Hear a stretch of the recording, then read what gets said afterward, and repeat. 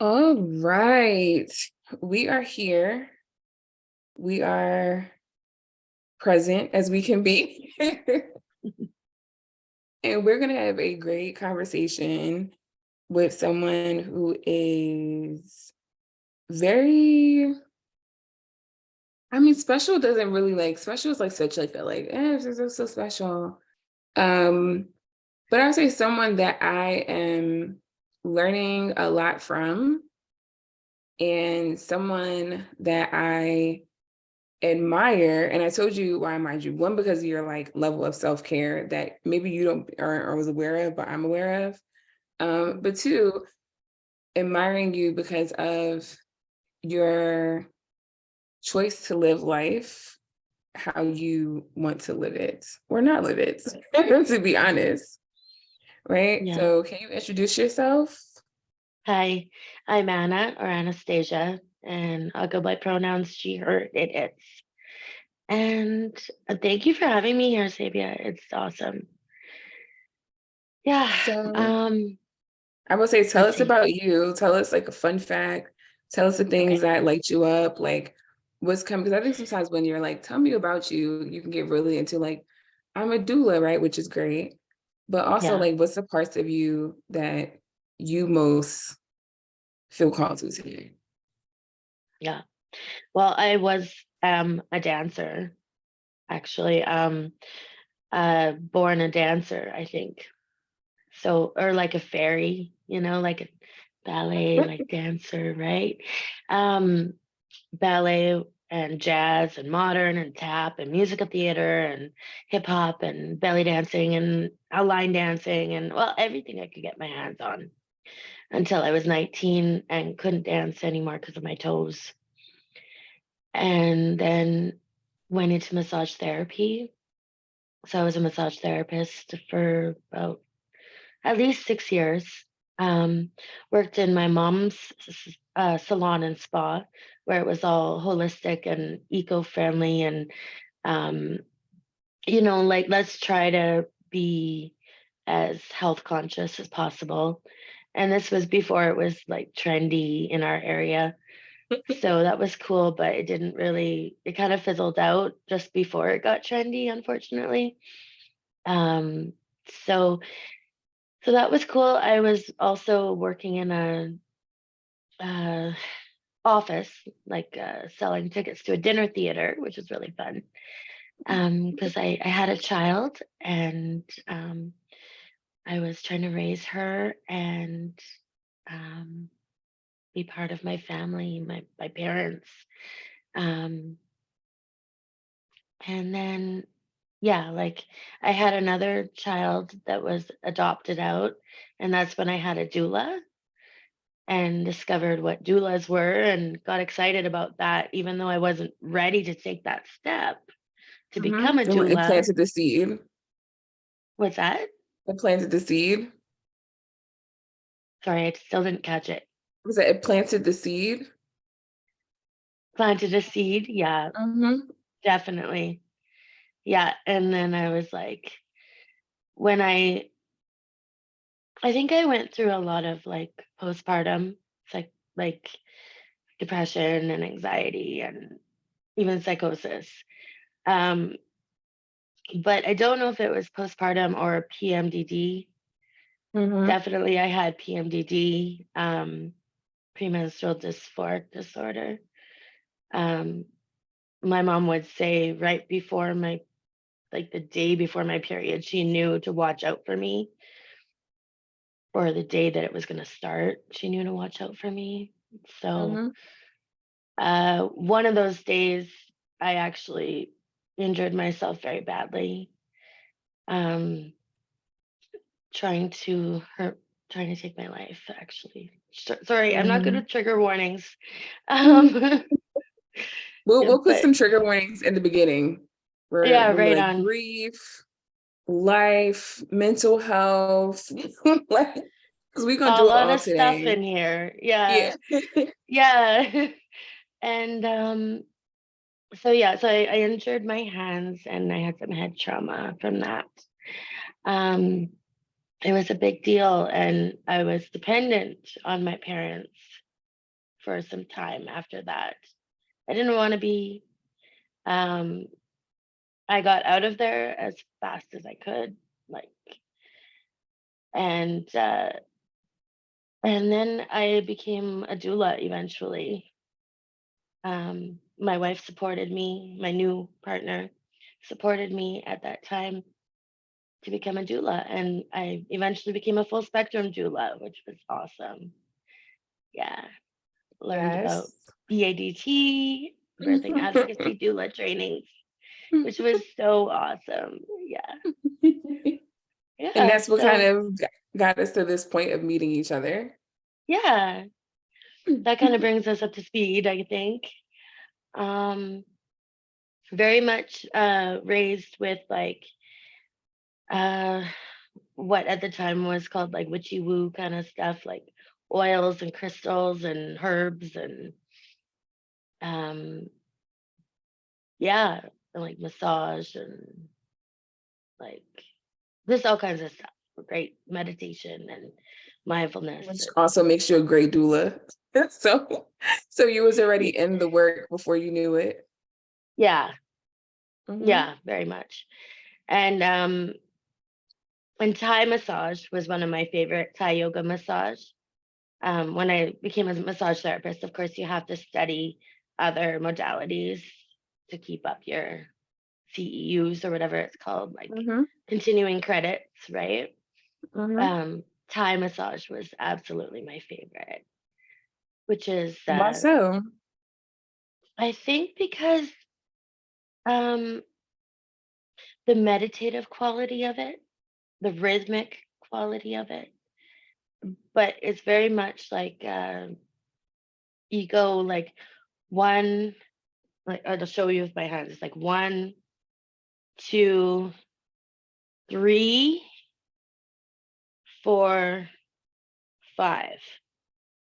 Mm, Like you're going a little bit and then deeper and then deeper and then softer and then softer. But it's listen, I will go passive. get a massage right now. Like, when you were It's like doing it, I was passive like, stretches. yes. Yeah. Yeah. Yeah, right. It's very meditative, but it's also, as a dancer, it really appealed to me because you're like moving people's body parts. You're moving their legs. You're moving their arms.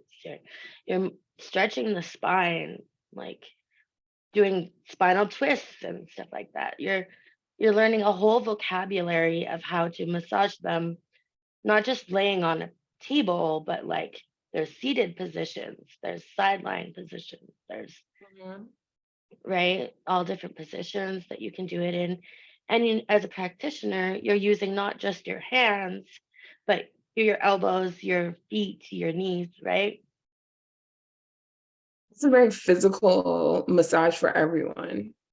Yeah, and I think it's better for the Hmm. practitioner too, because they're not just working the, it's not just carpal tunnel that you're going to get tendonitis there in the wrist, but it's Hmm. more of a, yeah, full Hmm. body. Like a full body. So you were, the thing is, like every time that we talk, I always learn something new about you. Hmm. Like, so you're telling me all these things, and I'm like, what? What? But it's also connecting to some of the like future, like the current things that we have talked about. And I'm like, Yeah, okay, this why it makes sense why Anna is like, you're like, when me and JB was talking about scholarship things and all that, I was like, Anna is always like taking care of themselves, but also it's because you grew up in a space and have learned so many things that help you to take care of others, right? So it's something that you've kind of like reflected back to yourself, um, yeah. which now it's like full picture for me now. So thank you for that. And also the dancing part now makes me think, when you were at, when I know like a few months ago you went out with your friends, were you dancing? Yeah, I was karaoke, but yeah, I got up and danced. Yes. I'm like, I remember Yeah. all these things. Okay. So let's get a little bit into, I guess, these like current last 2 years, 2, 3 years. Yeah. What has life been like? So let me give a little context to the conversation. So Anna was in BADT. Anna's a BADT alumni. Um, and Anna is, do you want to talk about the choices that you're making in this current part of your Sure. life? Sure. I would love for Yeah, you to speak on it. I've chosen to access medically assisted death through MAID. They call it MAID, medical assistance in dying in Canada here, and I've chosen a date for March 6th this year. So yeah. Yes, yes. So it's so wild because the time that you reached out to BADT to tell us what your choice was, I was like, literally in the last year, I've been working a lot heavily in death doula work. Mhm. Um, because it's just, as you know, it's a missed conversation. Like it's like we only have the conversation around death in general, especially you're in Canada, kind of similar to the US, but in the US, we only talk about death like when it happens and not in the sense of like everything else around that, right? Like Yeah. death is inevitable. And we talk about birth so much, but we never talk about death. And so I was getting into that work. You reached out, we've connected, and we've Hmm. been friends and support throughout this process. And I'm just like so honored, one, to be someone that is in your support system, and two, Hmm. also so um what's the word? Like I guess admirable would be the word, but just proud of you for making the choice that works for you. Thank you. Because we've had many a talks, we don't have to get into details here, but it's a big choice. Like it's a big It's a big choice with choice. so many elements, so Hmm. many things, so many people to think about, so much, it's just all these different pieces, There's right? so many pieces. So many pieces. Yeah. So I would love to talk about, if you're open to it, just like life, what life has been like for you in the last 2 or 3 years. Like how has it been and what led you to this point? Right. So, when I was still in BADT, like still actively doing my schooling stuff, um, I think that was last December. I was still trying to finish. But around December, like I looked back in my notes, kind of my journal. Um, and last December, around December 20th, is when I wrote it down. And that was like a significant thing that I actually wrote it down. Mhm. That I was that made is legal in Canada. And I actually I learned about euthanasia, when I called it euthanasia, when I was in junior high. I did a whole report on it. I learned about this doctor who offered euthanasia for people, and I was aware of it all my life. It was on my Mhm. radar. And when it became legal in Canada, and I was also very heavily suffering with new pain on top of everything else that I'd been dealing with mental health, but also physical challenges. Um, Not just the hands and the head trauma, but all my life I had been suffering with lung diseases and comorbidities, I'll say, like other autoimmune diseases. And when you have two or more autoimmune diseases, sometimes it's like that's just fireworks for all kinds of other stuff, pages upon pages Mhm. of medical Mhm. conditions and symptoms and whatnot. So I was like, yeah, I was like, wow, I wonder, you know? And I started thinking about it at that point. So that was not this last December, but the one before. Sorry, just to clarify. Mhm. Mhm. And So I didn't, December 2021. right, Okay. correct. And I didn't actually talk about it until probably at least a week later to my wife. And I started talking about it randomly to like people I barely knew, you Like, know? hey, this process, medically assisted dying. You want to talk about that a little bit? Okay. Exactly. Yeah. Yeah. Like if somebody mentioned it or something, or if I could talk about it, it was like, that's what I wanted to talk about. And, uh, and finally, it didn't happen until like August that I started, like, I was really, really thinking about it. And, August, I started seeing bees, like wasps, a lot of wasps. And that's a sign to me that winter is coming, that fall is coming, and then Mhm. winter. And it started like, it was a trigger for me that um, I just had like not a breakdown, but like a lot of anxiety as this winter is coming again, because winter is the worst when I suffer the worst pain. And I'm typically in the hospital about 10 times a year, and it's typically the 10 months of winter, or like 8 months of winter, right?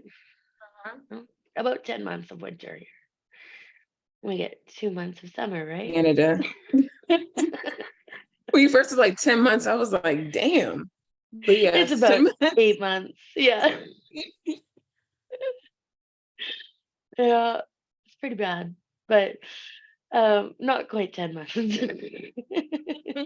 Feels like it. Even my doctor said, my family doctor, she said, you get 2 months that you don't suffer and you don't see me. Couldn't you just move somewhere? But like I thought about that a lot. Mhm, mhm, And mhm. it's just not feasible for us. It's just not. And so this is definitely like that. In August I told my daughter, who's 20 and or was 19 at the time, and that was like the biggest relief for me. Mhm. Like this huge weight lifted off of me when she understood.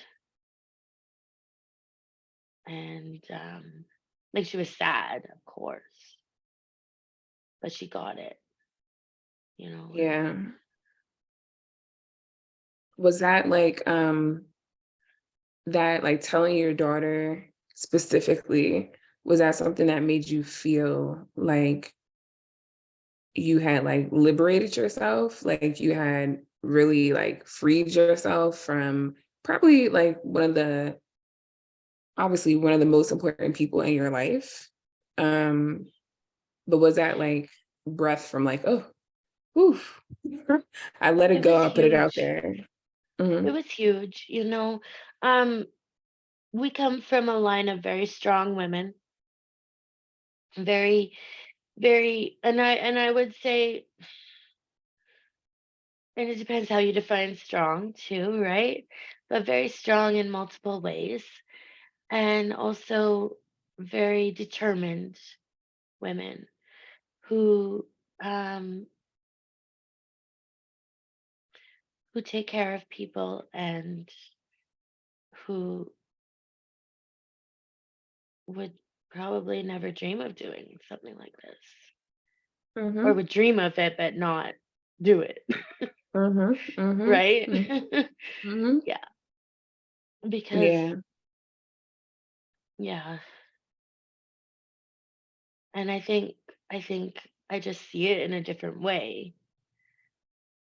I see it very differently, and hard to explain this, but I see it very differently, and I also see it that we've been we've been sort of pushed to believe that we have to do that, and and I, admitting that I can't Mhm. was kind of a relief too. And her saying like, I get it, Mhm. you know. Yeah, that makes me think about, especially as women, right? Like there's this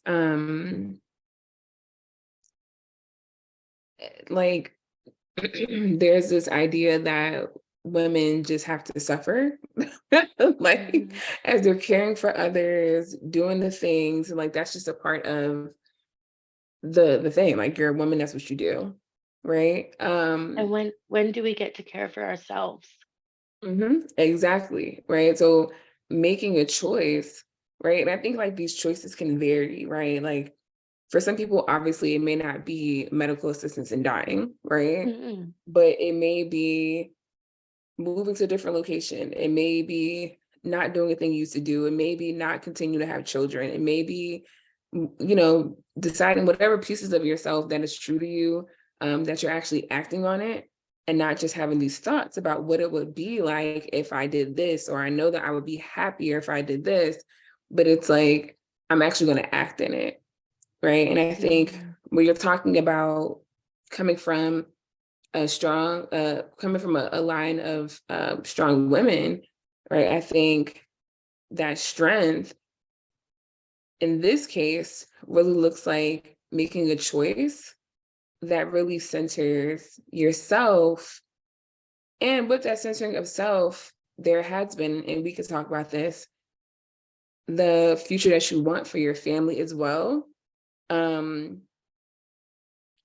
as the positive or difference or whatever from the choices you're making for yourself. Does that make sense? Yeah, and that's true too. Like I have been thinking a lot about. We can talk about that now or Mhm. later or whatever. But It's up to you. Let's do it. yeah, like I have been putting a lot of care into what the future will look like for them. Um, setting things up and making it as easy as possible. Which means like also like the differences between this and suicide, facing the hard conversations, feeling the hard feelings, trying to sit in my body as much as possible, trying to feel like actually doing felt sense exercise every day, even if it's only for 2 minutes and then I flit off, or sometimes longer, right? Sometimes half an hour, hopefully. And then coming back to it if it's only 2 minutes, right? Um, but also like the list of financial institutions they need to call, the list of people they need to contact, the do, doing everything I can in advance as much as possible. Hmm. Who do they need to call to transport my body? Like who do they need to call to, like, what do I want done in terms of a service, in terms of uh after my body, what do I want done with my body? What do I want done with, like, all these things? I have to think about all the details. And then those Hmm. conversations and those relationships. Who's going to be there for them? How are they going to live? Are they going to, because my income's no longer there. I'm on disability, but that means income that's no Yep. longer there. So how are they going to live forward? Um, so like her brother, my wife's brother, is going to move in. It's a we're really I'm really grateful. This is a 3-bedroom apartment or a basement suite with a laundry room. So it's really nice and Hmm. bright and spacious. But the way it's divided, it's like there's a room between each bedroom. So it's Okay. great So for there's roommates. privacy. Yeah. Hmm. Yeah. So it's going to be still my daughter, my wife, and then her brother. So like uncle, right? And yeah, so it'll be good. So there's been all this, and I think it's so important to like really make that difference, right? Where there's like, hey, I'm doing this thing, and this thing is, centered around what's good for me, right? But also there's care and there is planning that is going into after my death happens, right? Like, what is my family? What support will they need? What will be the structures? There's no, trying to make sure that things don't fall in between the cracks, right? Making sure Yeah. that they have emotional support, that they have financial support. Like, all these different Hmm. things are a part of the planning process. And I think also that piece that you said about like, I'm having the hard conversations now, right? Like, I'm having the hard conversations now, and I'm sure those conversations are ongoing, right? And every day is a fluctuation. Some days are probably brighter than others, some days are heavier than others, right? But all of this is in the process of the choices you're making to honor yourself and celebrate the life that you have. Hmm. Yeah. And so, could we also talk about when we're talking about the MAID process? What has that actual process been to getting like, what is the beginning to the day that we do the process? Like, what what is that looking like? And what has your Right. experience been? I know how your experience has been, but I would love for you to give our listeners some insight. Yeah. Yeah, so when I first contacted them, I went online and I read a billion times what the eligibility requirements are. And they didn't seem very clear to me, but I tried anyways. Um, and it was like you have to have like a serious and debilitating illness or something like that. And I was like, yeah, I think I have that. Mhm. um, and yeah, and so there's track one and track two. And track one is like people who are going to, who have what they've decided is a terminal illness. So they've decided that they're already going to die. But I don't know how they, anyway, like there's different opinions about that too. But Mhm. then there's track two where they haven't decided that they're going to die already. So I went on track two, which is based on was just based on like a cumulative effect impact of multiple comorbidities. I think that's what it was. They didn't say that. They just said really the implication I got was that I was persistent. Yeah.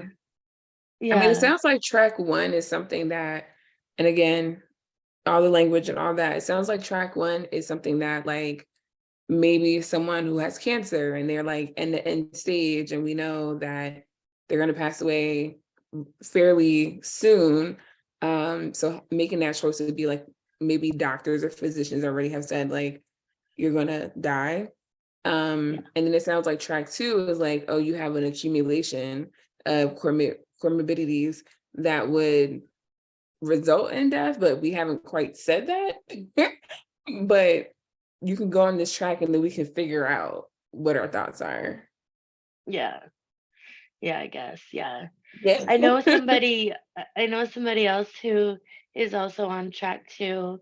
And they set us up through a peer-to-peer program, as I requested some volunteer support. Mhm. Somebody who is also going through the MAID program, and they're in Canada as well. And they're they have a singular issue, but they can't get surgery because of their issue. The doctors are afraid they'll die on the operating table or whatever. Got it. So So they're also on track too. yeah. Hmm. So like That's interesting. yeah, I would think that would be a track one, but Me too, but I'm like, okay, what do I, I'm like, what do I know? But like, if they can't get surgery but the surgery is obviously necessary, but they will also die on the table, then it's a giving track one. Right? But here we are. But yeah. So anyway, but it's track 2, and either way, it's I think for track 2, it's 90-day reflection period. And so through this whole process, I've never done it. So I was really anxious and overthinking everything and double guessing everything. So they told me the day that the assessor comes, the first assessor, you have to have 2, and the first assessor comes to see me, that's when the reflection period starts. So just 3 months. But it felt like an eternity. And that happened in November of this year. And he was really kind and compassionate. He was really good with my dog, Missy. So Very that important. it meant a lot. Yeah. Mm-hmm. And yeah, and I got the sense that he was gonna say no. Because like I said, I was overthinking and double guessing everything. And then he went away, and there was a lady I could email, a nurse that I could email about any questions. And that's how I initially got involved. I emailed that email from online. Mm-hmm. I just looked it up online, emailed that email, and it was the nurse that I kept in contact the whole time. And then the second assessor came about a week or 2 weeks, maybe 3 weeks later. I don't have a good memory for that. I also got the sense that he was going to say no. They No gave me, worries. yeah, they gave me a list of things to do. Um, and the main one was to see a pain specialist. And then the pain specialist gave me a list of things to do. I don't have to do any of these things, but these are recommendations. And they basically want me to try, as long as I've tried to do some of the things, like put real effort in, and if there's a good reason not to try, then yeah, that's understandable, Mm-hmm. right? Um, so I tried most of the things. I got my doctor to refer me to the specialist they asked me to. I did the bone density or the bone scan and x-rays and everything, and checked out the programs they were offering. They were very similar to things that I've taken in the past. Mm-hmm. A lot of trauma skills, trauma coping skills. And this one program, though, sounds really cool. It's through LifeMark in Edmonton, and excuse me, I got a cough.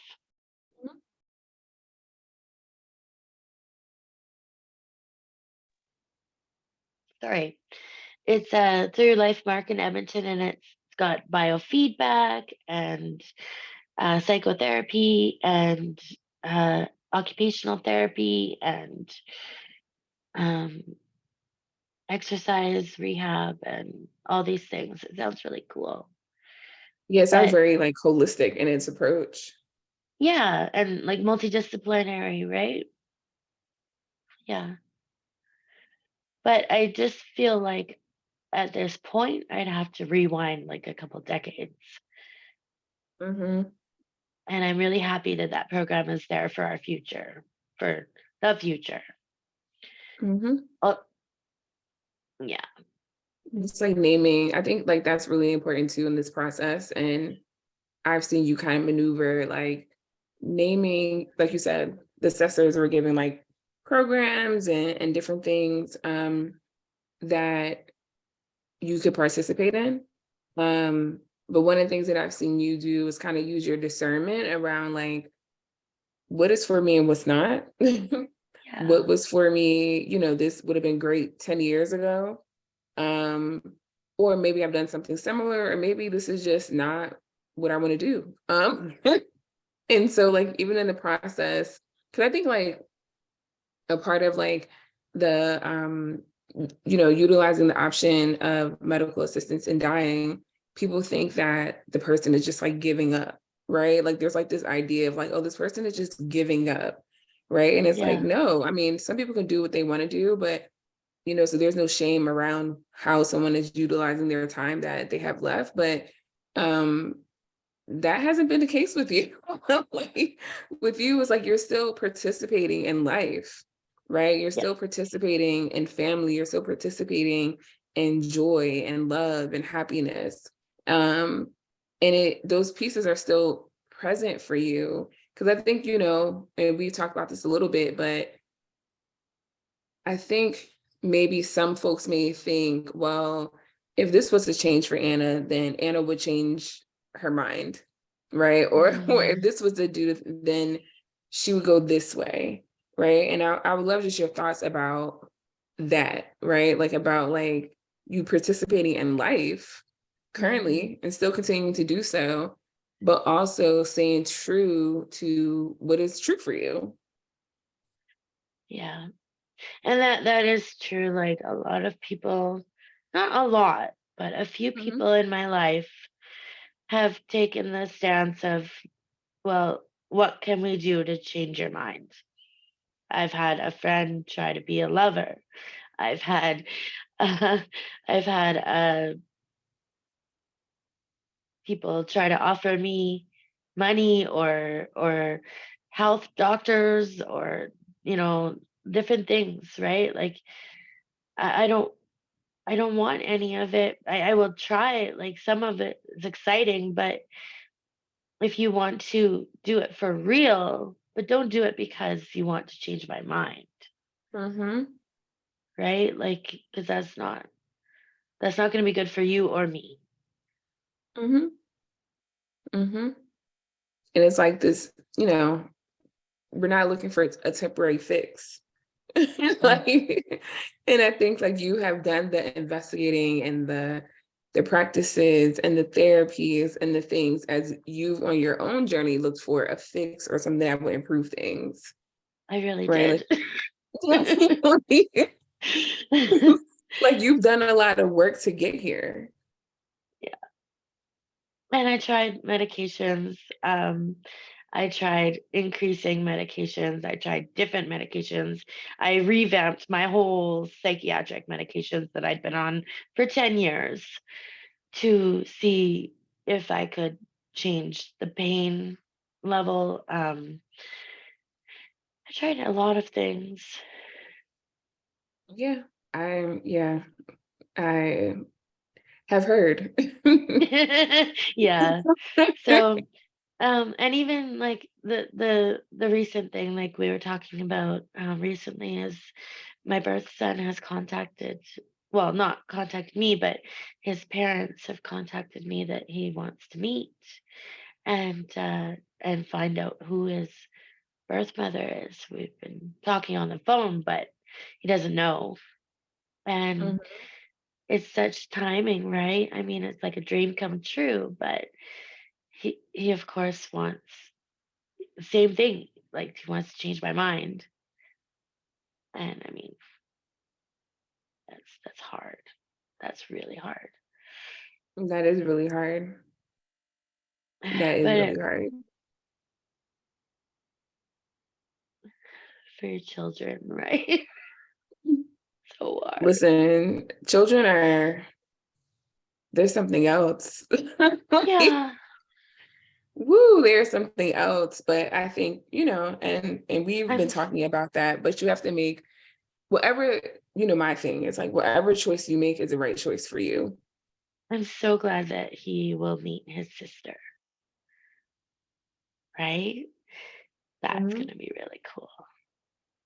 For sure. Do you think you'll be able to spend time with him before March 6th, or will it be Yeah. mostly phone? Good. we're gonna need. So yeah, That's exciting. it is. It's so exciting. Like I said, like dream come true. Yeah, I love that. Well, maybe the timing is actually perfect. Mm-hmm. Mm-hmm. right. I mean, And the letters I wrote when I was pregnant and the photos. Yeah, or at least pass them on to his parents. yeah, You it's know, gonna be super sweet. he's a young man now, so Yeah, 16, right? yeah, almost 16. Yeah. Yes. That's gonna be, when is that happening? When am I seeing him? Hmm. Next Friday. That's gonna be A week. great. That's Yeah. gonna be amazing. I'm excited about Yeah. that. Yeah.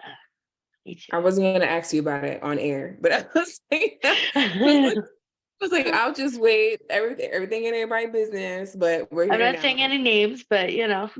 yeah, yeah, it's I exciting. love that. So So I would love to ask you some questions. They're gonna be kind of random. Um, and you can share what you want or don't want to share.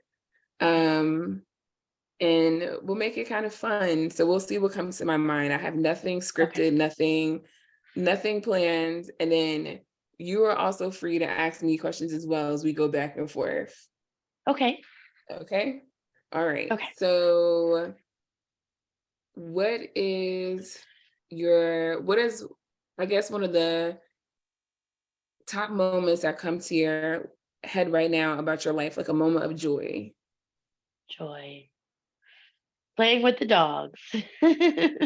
Yes, I'm team play with the dogs. Yeah. I Even was though just I in get meeting bruises. earlier. Oh, you get bruises from them, like, My knees. yeah. Yeah. But listen, sometimes we have to risk our knees Yeah. for our dogs. Yeah. Oh, So it's so I worth it. understand that. What is what has been one of the biggest challenges in your life, and like what advice would you give to someone based on that challenge?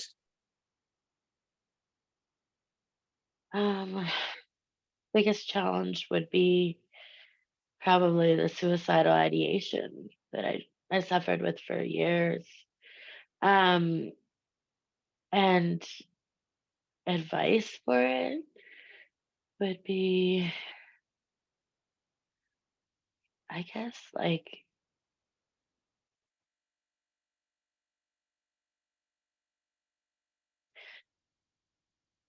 I ended up feeling pretty invincible. Like Mhm. every time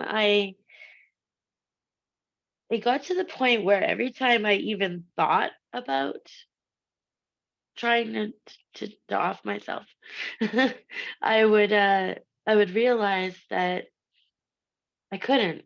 It wouldn't work, and I would just hurt myself.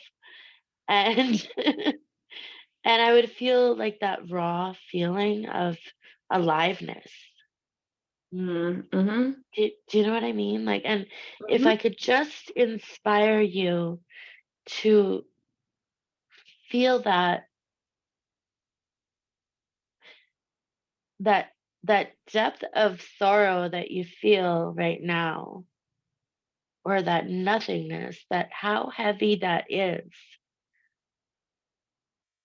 if you can feel that so deep, you can feel such high as well.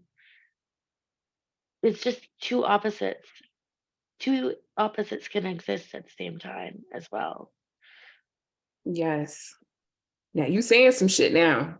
Now, Anna, you say, because that depth, that rawness, that like complete misery also reminds you of like, oh, I'm alive, if that You're makes alive. sense. Yeah, the Hmm. rawness. Hmm. Versus versus the autopilot that we're usually Mhm. on, or the moments of joy, you can be like, oh, I'm alive, but it's something about that like misery. It really Yeah, reminds you of like, oh, I'm really living the human experience. right? Mm-hmm. And if we can just take one little step, just one little tiny step, that just means we're part of the whole, Mm-hmm. you know, part of the web. Mm-hmm. And it also like reminds you too, like when I have those moments, I'm like, I do have to, like you said, part of the web. Like I have to remember that I'm like this small thing. And like that actually helps me to feel like, okay, this is not the end of the world today. Yeah. Because it's like this small thing. I'm this small, minute thing on this bigger web that is like existing and going and moving at all times. Yeah. Yeah. Amazing. You are. I have another question. Hmm. Um, do you ever in your life think about, because I think, when you think about like, okay, I'm going to be, ending my life at this time, and you think about what are the things you wish you would have done more of? Is there anything that you wish you would have done more of? Yeah, for sure. I'm just trying to think what, like visiting the ocean more. Um, did I tell you I'm decorating the bedroom like an ocean? No. Like this is really exciting. I just want to jump Yeah. over to this for a second. Yeah, I got a homeschooling kit for 3 to 5 year olds. It's called Ocean, Yeah. and it's a box full of ocean, like ocean. There's waves. There's like cutouts and mix and match and toys Mhm. and everything. Like I'm gonna decorate the whole room with Well, you have to smiling send me seahorses. pictures. Yeah, I'm so excited. Yeah. I'm here for that. I'm very much into like decorating your space in the ways that works for your spirit. So if it's an ocean, if it's a forest, do it. Yeah. And you know how in like when you get your needles, blood work and stuff, they Hmm. have things that you can read. Hmm. Well, for me, I don't look at the needle, I read the Yeah. things. Me too. So yeah, so some of these pictures are like mix and match or like find the difference. Hmm. So I'm gonna have those on the wall to help with anxiety and like, yeah. Yeah, I'm here for that. No, when I get my blood done, I was like, let me not look because I'm gonna get dizzy. So Yeah, let me read or look or do something else. right? Yeah. So anyway, can I ask you a question? Let's go. Yeah, let's see. Your favorite, what's your favorite place to be comfortable besides your bed? Besides my bed, okay, because you have to throw that in because I'm like my bed. Your bed, Hello, yeah. I have this king size island just for me. Nice. Um, my favorite place to be. Hmm. I would say a favorite place for me to be is I find a lot of peace when I go to like the woods and I just like go to a cabin. Mm. Because I'm not a tent kind of person. Like I ain't about to be in the tent. Like I don't want to be that much in the dirt. You know what I mean? Yeah. But I love being in spaces where, which is probably why I travel so much. It's just like, but anyway, being in the cabin, being amongst the trees, being amongst nature, um, really helps me. Um, because I feel like I get to really process, because my brain is always on 1,000.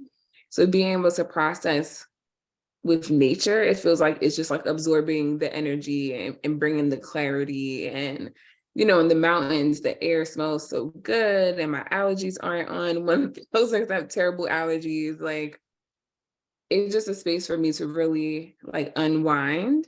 So yes, I would say like North Georgia is one of my places that I go to because I can drive to it.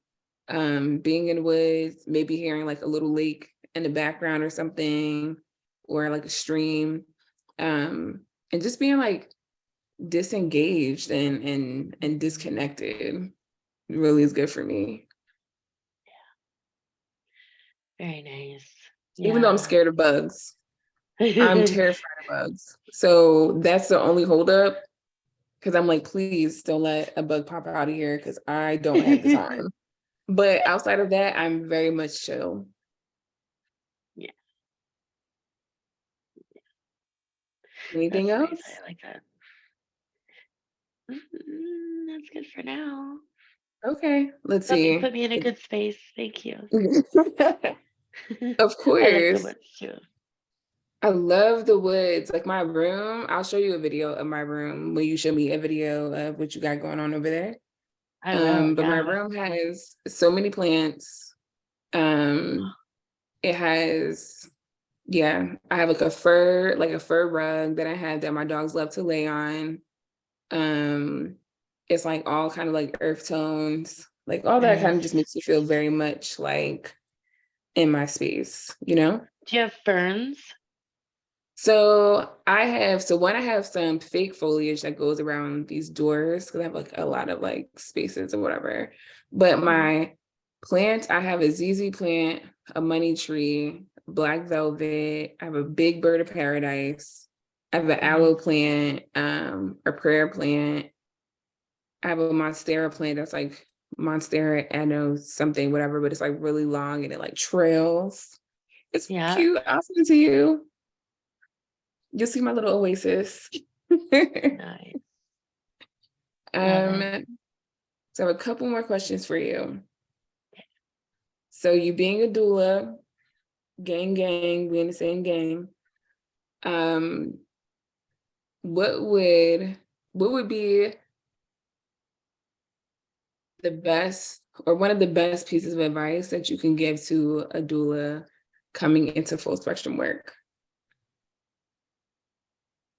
Mm, can I give two? Give all that you want to give. Um, find your target market or your ideal client. Like narrow it down. Um, and also like you don't need in the end you won't need all that stuff Yeah. because it's all like I started out with an agenda for my clients and all this stuff, all these tools, and I was like, I need this big long list of tools to impress them, right? But it's not about that at all. It's about listening and filling in the gaps. Yes. Yes. I always tell doulas, I'm like, because you think about again, like your agenda, you think about your doula bag, you think about all these things, and it could seem like, I guess maybe the same feeling as a new parent, where they're like, I have to have this and that, and I gotta have this special boppy and this special thing. And then you get down to it and you're like using pillows and hands. You know what I mean? Like you're not Yeah. like you're not really using all these things. So I always tell doulas, I'm like, start with yourself, maybe start with two things that really feel like important to you. Um, but most likely you're not going to utilize all these things. It's going to be nice to have, but just don't buy 20 things because you just most likely Yeah. don't even need it. Yeah. It's like, I'm going to buy this $300 pelvic model. And it's like, you're probably going to be talking about, dilation like this, like, Yeah. you know. Yeah. So that is great advice. Um, then my next question is, what is one thing, if you want to share, or a couple things that you would want to say or want your wife and your children to know and maybe here after March 6th.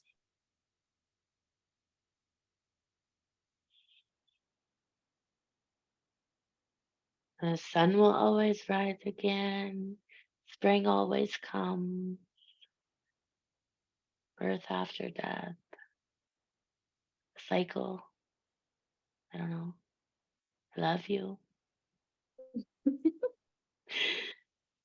That And works. they know that. They know that. And then my last question is, what are the things that you want us to remember about you? So this recording will be utilized on my Substack, right? We talked about this, to talk about the made process and things like this, but more importantly,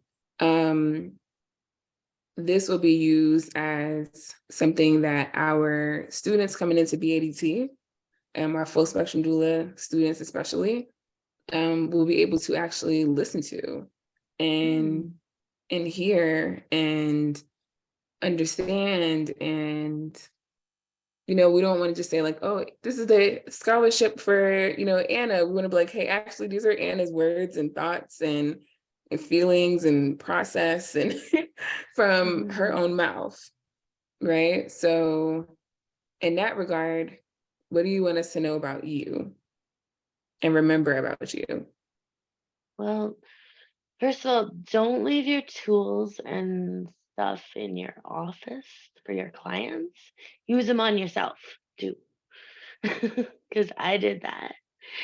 Mm-hmm. And I was like, at the last minute, I was like, wait a minute. All these wonderful things I was saving just for clients. Why did I not use them on myself? Amen. I'm gonna use that advice. Yes. Yeah, it's like totally time. Time. It was time a long time ago. So yeah, and I like what Stephanie says. We all have special needs. With every client that I work with, I always say, in this space I will dot dot dot, and we make a list. So like, in this space I will pass gas. In this space I will go ahead, anything. You just shout it out. In this space I will In this space, I will ask be my questions, complete self. be my complete self. Great. What else? In this space I will work from bed. In this space, I will utilize my energy in ways that fit me. In this space, I will utilize my energy in ways that fit me. Is that right? Yeah, I support you in that. And we just make this list and we support each other in what we'll do. Doesn't mean I'm gonna do what you're gonna do and you're gonna do what I'm gonna do. But it means Mm-hmm. that I support you in what you say. And we keep this list for every time we meet. This is our sacred space where we meet together. That's our space I love where these that. things apply. I love that. So do you want to be, you have to send me, first of all, you have to send me something with you dancing, a picture, a something, a Sure. video, a something. I've got a picture. Back in those Okay, because days, we that's, didn't do video as much, but yeah, or if we did, they were on those little tapes, and I don't know how to. I know. Listen, well, I want to say that I appreciate your time, your energy, your audacity. Love your audacity. I appreciate the ways that you check in with me. You're always like, Thank okay, and you. how are you? I appreciate your honesty, and keep me, of course, as you know, keep me aware of and think about it, I suppose, the ways for me to best honor you, especially as this date approaches. Um, yeah, just let me know like where I can be or what you want me to do, what you want me not to do, or if something pops up, if you're like, hey, I would want this to be in the BADT space or whatever it is, let me know. Um, because time is precious. The spring does come, but there's Mhm. only one Anna. So Mm. Thank you. Thank you. for sure. Any last minute thoughts, feelings, things you want to get across? Thank you. Thank you.